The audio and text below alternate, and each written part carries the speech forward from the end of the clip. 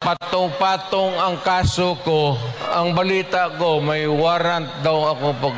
Matagal na akong hinahabol ng mga putang ina. Ano man ang kasalanan ko, na ginawa ko man ang lahat sa panahon ko para may konting katahimikan at mapayapa ang buhay ng Pilipino. Assuming na totoo, bakit ko ginawa yan? Para sa sarili ko? Para sa pamilya ko? Para sa inyo at ang inyong mga anak sa ating bayan. Ang balita ko, may warrant daw ako pag... Hindi, totoo. Yung sa ICC or something. Matagal na akong hinahabol ng mga putang ina.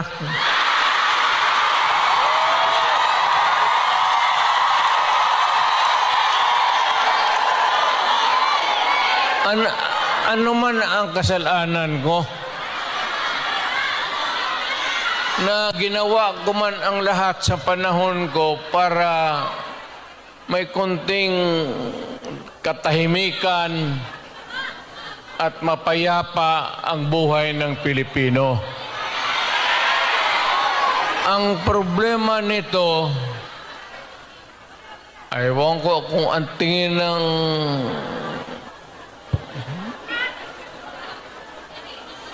ako'y raw yung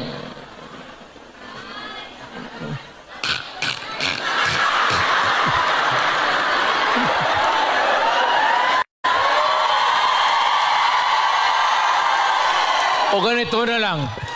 Ito ganito na lang.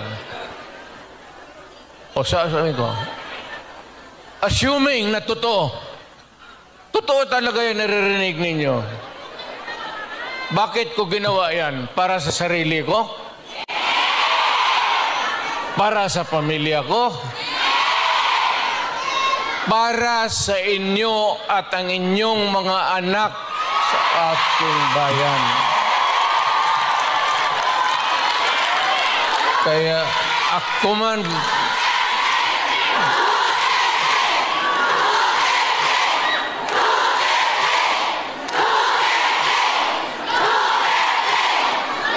Ang higain ko na lang sa inyo, total, kung ganito man talaga ang swerte ko sa buhay, okay lang, tatanggapin ko yan. Wala tayong magawa hulihin tayo kung ikulong tayo. Kaya lang,